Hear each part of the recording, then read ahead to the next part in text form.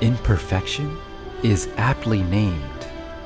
Of course, the title refers to the imperfection in Seven's cortical node, but as Seven digests her terminal diagnosis, she evaluates her supposed imperfect growth into an individual, believing she hasn't lived up to Janeway's expectations. All of these crew members came to Voyager with unique personalities, but I've required your constant assistance to develop my individuality. And you've come a long way. But not far enough. I've disappointed you. Yes, Imperfection features a dazzling space sequence between the Delta Flyer and an alien starship through a Borg debris field. Yes, we see the crew gang up on Janeway again when she sets out to take the Delta Flyer alone. But the core of this story roots itself in character. You're acting like a child. I'm trying to save your life. Only because you've grown too dependent on me. There are 4 meaningful character relationships explored throughout this episode as Seven processes the possibility of an untimely death. Beginning with Neelix, when Seven finds that she can't regenerate, she sits up all night in the mess hall, working, until Neelix arrives for his morning shift. In this scene, Neelix is so compassionate, eager to serve her, and jumps to her side, holding her hand when she collapses. Then again in sickbay, Neelix and the doctor goad her into playing Kadiskat to distract her from wallowing in her new reality. The scene is sweet and playful and demonstrates the familial nature of these characters at this point in the series. They see through each other, push each other to become better. The same can be said for Seven's scene with B'Elanna. He's looking for you. The doctor. He's about 30 seconds away from calling a ship-wide alert. Are you going to tell him where I am? Nope. I know what it's like to be stuck in sick bay. Thank you. Anytime. Stovacore, Lieutenant. Do you believe you'll go there? I guess it all depends on how honorable my death is. But you do believe there's something after death? I hope so. What about you? The Borg have no concept of an afterlife. However, when a drone is deactivated, its memories continue to reside in the collective's consciousness.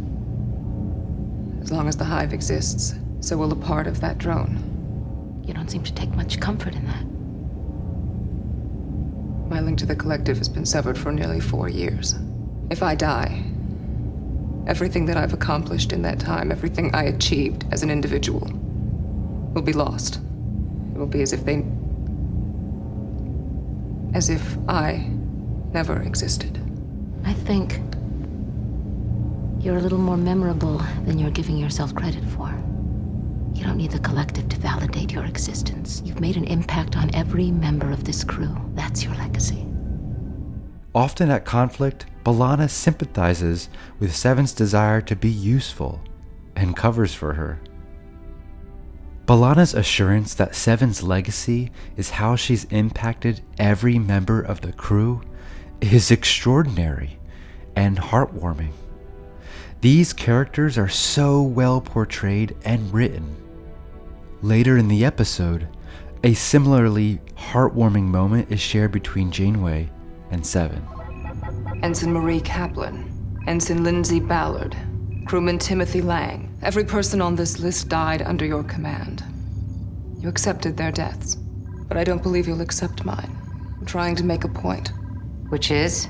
All of these crew members came to Voyager with unique personalities, but I've required your constant assistance to develop my individuality. And you've come a long way. But not far enough. I've disappointed you. You feel your task is incomplete. That's why my death will be difficult for you to accept. Is that what you think?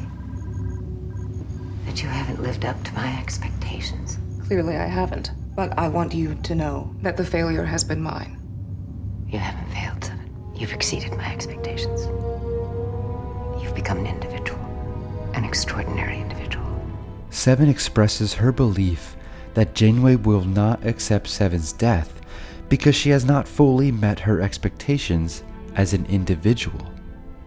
But Janeway, in a sweet moment of vulnerability, says that Seven has exceeded her expectations. What a moment of validation, which we all seek. But the true heart of the episode is in sickbay between Seven and Icheb. Throughout the episode, Seven claims that Icheb has become too dependent on her.